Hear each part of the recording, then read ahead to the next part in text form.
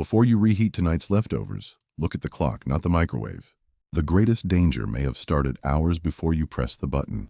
A bowl of rice, a piece of chicken-cooked spinach, or yesterday's eggs may look perfectly normal.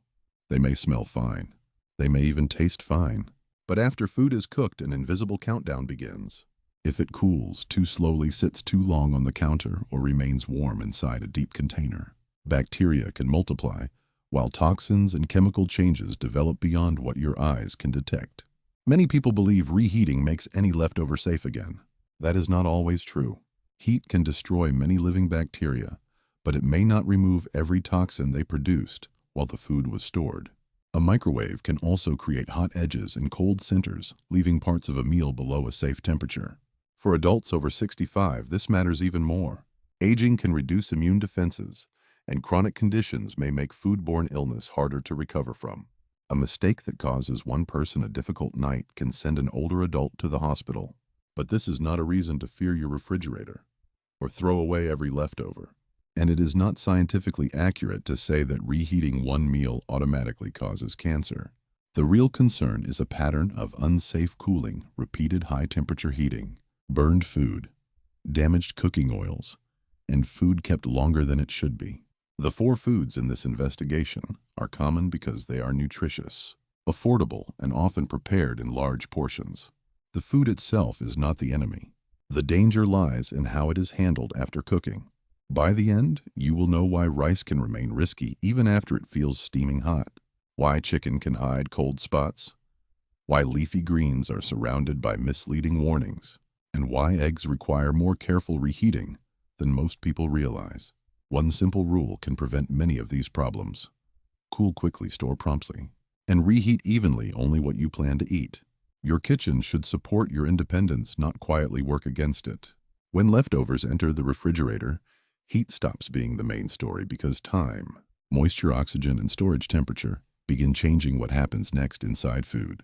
Cooking kills many microbes, but it does not erase every bacterial spore, every toxin, or every mistake made while food slowly cools afterward at home. This distinction matters because people often use the words hot and safe as though they mean exactly the same thing in every kitchen situation today. In reality, reheating can correct some problems, but it cannot reliably reverse damage that developed during several careless hours at room temperature before refrigeration began. One important example is Bacillus cereus, a bacterium whose spores can survive cooking and later grow when cooked starches remain warm for too long unattended. Those growing bacteria may produce toxins, and some of those toxins tolerate heat well enough that another trip through the microwave offers little protection afterward. This is why steaming rice can still make someone ill if the rice spent hours cooling on a counter or inside a large covered pot.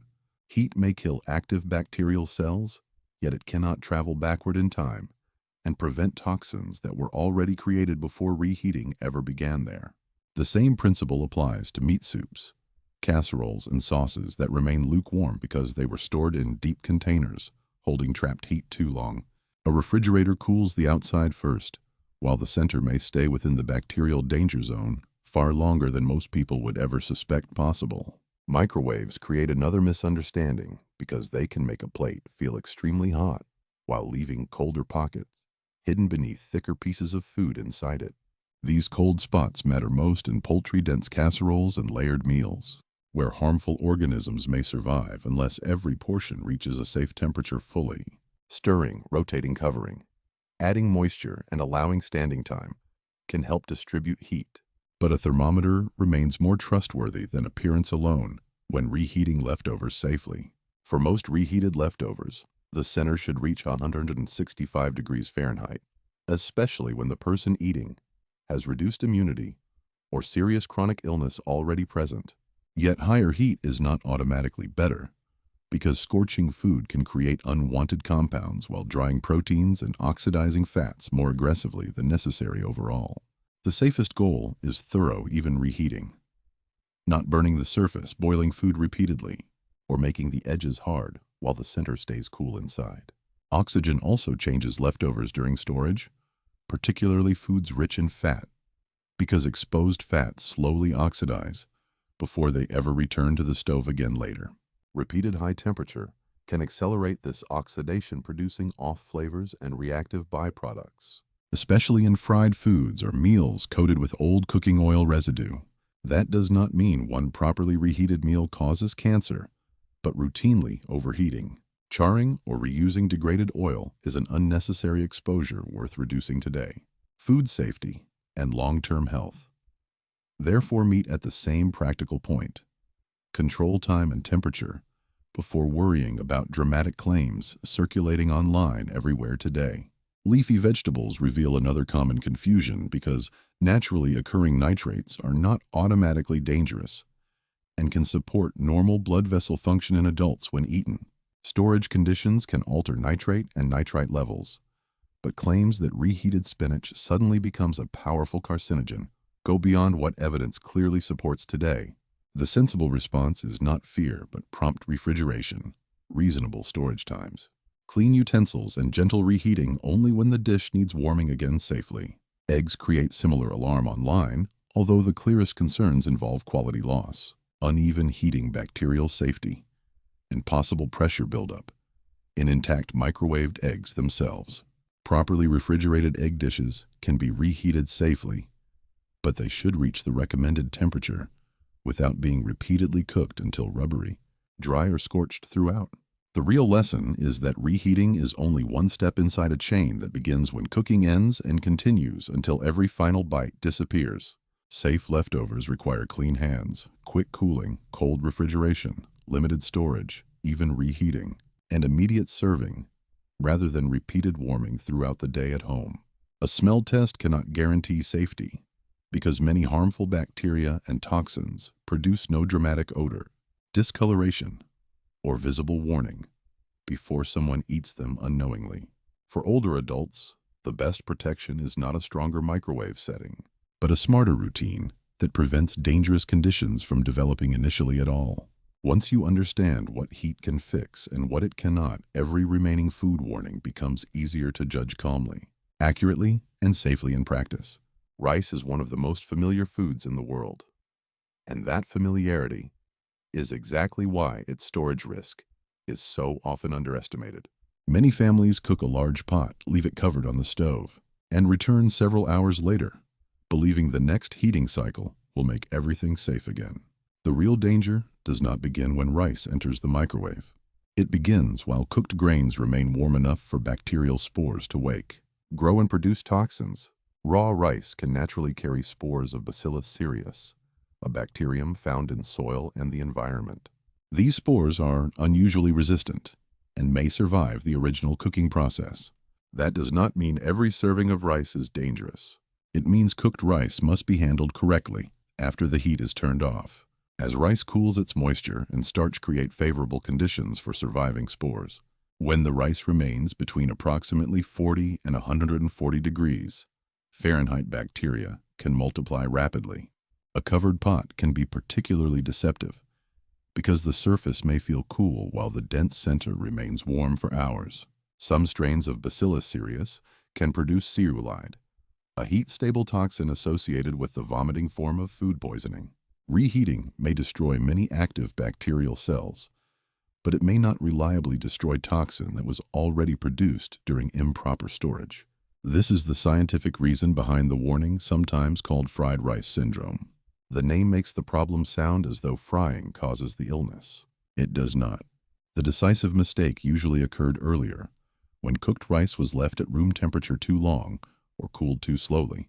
Symptoms can begin quickly, sometimes within only a few hours. A person may experience nausea, vomiting, abdominal discomfort, or diarrhea. Most healthy adults recover, but older people can become dehydrated more easily, especially when they also take medications that affect blood pressure, kidney function, or fluid balance. For someone in their 70s or 80s, severe vomiting is not merely inconvenient. It can lead to weakness, dizziness, a fall, confusion, or an emergency visit. That is why prevention is far more valuable than trying to rescue questionable rice with extra heat. There is also an important myth to correct. Reheating rice once does not automatically turn it into a cancer-causing food. The strongest established concern is food poisoning from poor time and temperature control. Claims that ordinary reheating reliably produces dangerous amounts of acrylamide in moist rice are not well supported. Acrylamide forms mainly when certain starchy foods are browned at high temperatures during frying, roasting, or baking. It is more relevant to deeply browned potatoes, toasted products, and heavily fried foods than to plain rice gently warmed with moisture. The practical message is therefore more specific and more useful. Do not fear rice, but never allow it to cool carelessly. After cooking, divide a large quantity into shallow containers rather than leaving it inside a deep pot. A thinner layer releases heat faster. Refrigerate it promptly, ideally within 1 hour when practical, and never leave it at room temperature longer than 2 hours. On very hot days, the safe window becomes even shorter. Keep the refrigerator at 40 degrees Fahrenheit or below. Store rice in clean covered containers and avoid repeatedly opening the same large box, warming the entire amount, then returning the remainder to the refrigerator. Instead, remove only the portion you intend to eat. Add a small spoonful of water, cover it loosely, and reheat it until steam rises throughout the serving. Stir halfway through microwave heating so colder pockets are exposed. Check several areas, especially the center, and make sure the rice reaches 165 degrees Fahrenheit. Once reheated, eat it immediately. Do not leave it on the table for another long period, and do not cool and reheat the same portion again. Storage time also matters. Although many general leftover guidelines allow properly refrigerated foods to remain for 3 to 4 days, rice deserves especially careful handling because its risk depends heavily on how quickly it was cooled. For older adults, using refrigerated rice within 1 day is a cautious and simple habit. When you cannot remember when the rice was cooked, how long it remained outside, or whether it was refrigerated, promptly discard it. A few saved grains are never worth a night of vomiting or a dangerous episode of dehydration. Rice remains an affordable and valuable source of energy. It does not need to disappear from your kitchen. What needs to disappear is the habit of leaving a warm pot unattended and trusting the microwave to erase the past. The safest rice is not necessarily the rice heated most aggressively. It is the rice that was cooled, quickly refrigerated, promptly stored cold, reheated evenly, and eaten without another delay. Chicken and leafy greens seem like an unlikely pair, but they reveal the same hidden problem. A healthy food can become unsafe when people follow the wrong storage or reheating advice. Chicken is often prepared in large batches because it is convenient, affordable, and rich in protein. For older adults who live alone, one roasted chicken may provide several meals. The danger does not come from reheating chicken itself. It comes from cooling it, slowly storing it too long, or warming it unevenly. Cooked poultry can become contaminated after cooking through hands, cutting boards, utensils, or contact with raw foods. Bacteria may also multiply if the chicken remains on the counter for more than 2 hours. Placing an entire hot bird inside a deep container can slow cooling, allowing the center to remain warm longer than expected. Microwave reheating creates another challenge. Microwaves do not always heat food evenly. One edge may be painfully hot, while a thick section near the bone remains cool. These hidden cold spots may allow surviving bacteria to remain active. This is why touching the surface is not enough. Cut large pieces into smaller portions before reheating. Arrange them in a single layer with thicker sections toward the outside of the plate. Add a small amount of broth or water, cover the dish loosely, and pause to turn or stir the food. After heating, allow the chicken to stand briefly so the temperature can spread more evenly. Use a food thermometer in the thickest parts and confirm that every section reaches 165 degrees Fahrenheit. At the same time, avoid turning safety into overcooking. Repeatedly scorching chicken until the edges become dark, dry, and bitter is unnecessary. Very high temperature browning can increase the formation of compounds such as heterocyclic amines, especially when meat is charred. These compounds are associated with high temperature cooking, not simply with the fact that a chicken was refrigerated and reheated once. Gentle, even warming is therefore better than burning the outside while trying to heat the center. If the chicken was cooled promptly and stored correctly, reheating it once is generally reasonable. If you cannot remember how long it sat outside, if it has been repeatedly warmed and cooled, or if it has remained refrigerated beyond a safe storage period, discard it. Do not depend on smell alone. Leafy greens require a different kind of clarification. Spinach, celery, Swiss chard lettuce, and beet greens naturally contain nitrates, Online warnings sometimes claim that reheating these vegetables automatically transforms them into cancer-causing food. That statement is too absolute. Dietary nitrates from vegetables are not identical to the risks associated with processed meat. In the body, vegetable nitrates can contribute to nitric oxide production, which helps blood vessels relax and supports healthy circulation. Leafy greens also supply fiber, folate, potassium, magnesium, and protective plant compounds. Under certain storage conditions, bacteria can convert some nitrate into nitrite. Nitrite can participate in reactions that form N-nitroso compounds, but the actual process depends on multiple factors, including temperature, acidity, food composition, bacterial contamination, and the presence of antioxidants. Vegetables naturally contain vitamin C and other antioxidants that may reduce nitrosamine formation. For that reason, the claim that one reheated serving of spinach directly causes cancer is not supported by the source material strongly enough to present as fact. The more practical concern is poor storage. Cooked vegetables should not remain warm for hours, especially when mixed with meat, cream, eggs, or sauce. They should be cooled, promptly placed in shallow covered containers, and refrigerated at 40 degrees Fahrenheit or below. When reheating cooked greens, warm only the amount you plan to eat. Heat them evenly, avoid boiling them repeatedly, and serve them immediately. Many people also enjoy leftover greens cold, in salads, grain bowls, or sandwiches, provided they were refrigerated safely. Texture and nutrition can decline with repeated heating.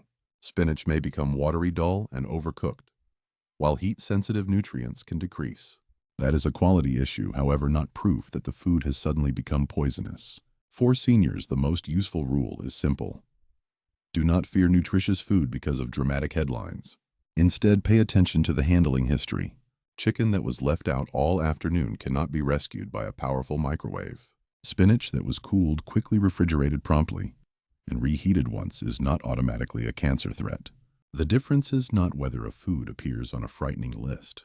The difference is whether time, temperature, cleanliness, and reheating were controlled from the moment the meal ended. Eggs are often treated as the most surprising item in this conversation because they seem simple, familiar, and nutritionally complete. They provide high-quality protein, choline, vitamin B12, selenium, and important nutrients that support the brain, muscles, and eyes.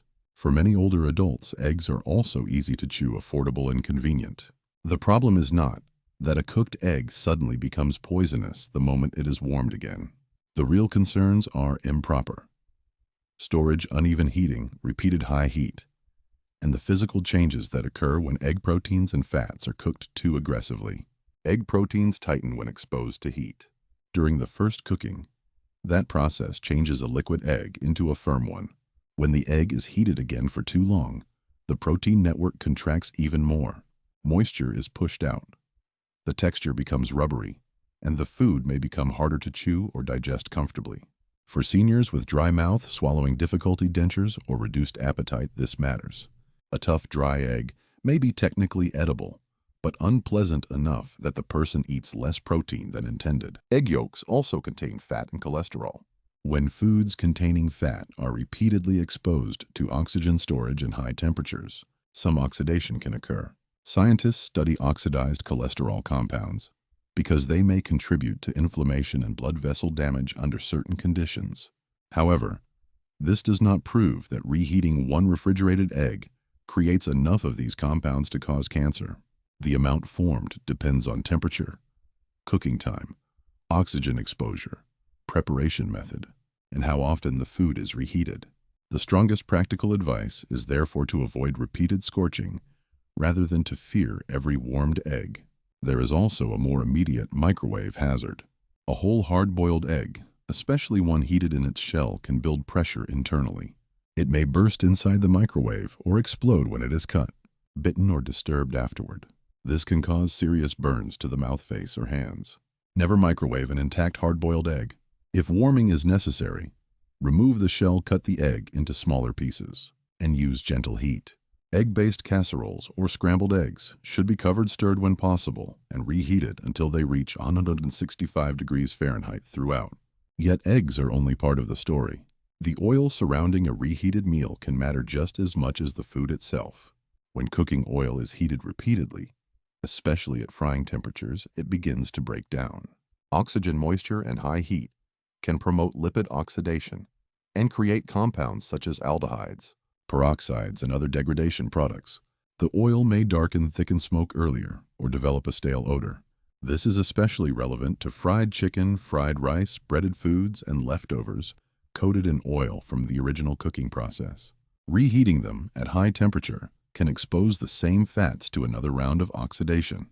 The greatest concern involves oil that is reused many times for deep frying. Not a small amount of fresh oil used to warm one meal gently. Repeatedly heated oil can lose quality, irritate the digestive system, and increase exposure to oxidation products that researchers continue to study for their effects on inflammation and long-term disease. Never assume that an oil is safe merely because it is labeled natural, plant-based, or heart-healthy. Even high-quality oil can degrade when overheated repeatedly. Watch for warning signs. Oil that smells rancid, appears unusually dark forms, persistent foam, feels sticky, or smokes at a lower temperature than expected, should be discarded. Do not save heavily used frying oil indefinitely.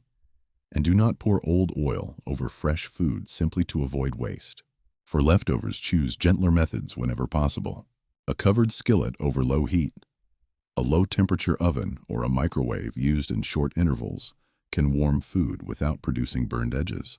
Add moisture when reheating eggs or lean protein so the food does not dry out before the center becomes hot. Portion size also protects food quality. Reheat only what you plan to eat. Every cycle of warming, cooling, and reheating increases opportunities for contamination, moisture loss, oxidation, and uneven temperatures. Eggs can remain part of a healthy senior diet. Cooking oils can also be used safely. The goal is not to eliminate either one. The goal is to respect what repeated high heat does to protein, fat texture, and safety. Freshly cooked eggs are usually best. Properly refrigerated egg dishes can be reheated once. Intact boiled eggs should never enter the microwave. Old frying oil should not be reused endlessly. The safest meal is not the one heated until it is dry and smoking. It is the one stored correctly, warmed, evenly served promptly, and treated with just enough heat to make it safe without damaging it unnecessarily. The safest leftover routine begins before the meal is finished. It does not require expensive equipment, complicated chemistry, or fear of ordinary food. It requires a small number of habits performed consistently, especially in homes where older adults prepare several meals at once. The first habit is portion planning. Cook enough for the meal and a clearly defined number of future servings. Large quantities may seem efficient, but they take longer to cool and are more likely to be warmed repeatedly. As soon as dinner ends, separate the remaining food into individual portions. Do not leave a large pot of rice, soup, chicken, or casserole sitting on the stove until bedtime. Perishable food should normally enter refrigeration within 2 hours. When the room is hotter than 90 degrees Fahrenheit, that window falls to 1 hour. Use shallow containers rather than deep bowls. A thick mass of food holds warmth in its center, even when the container feels cool on the outside. Dividing food into layers no deeper than about 2 inches allows heat to escape faster and helps the refrigerator lower the temperature more evenly. Your refrigerator should remain at 40 degrees Fahrenheit or below. A small appliance thermometer can confirm the actual temperature because refrigerator settings do not always match the temperature inside. Avoid packing shelves so tightly that cold air cannot circulate around containers. Label leftovers with the date they were cooked. Memory becomes unreliable when several containers look alike, particularly after a busy week. Most properly handled cooked leftovers should be used within 3 to 4 days.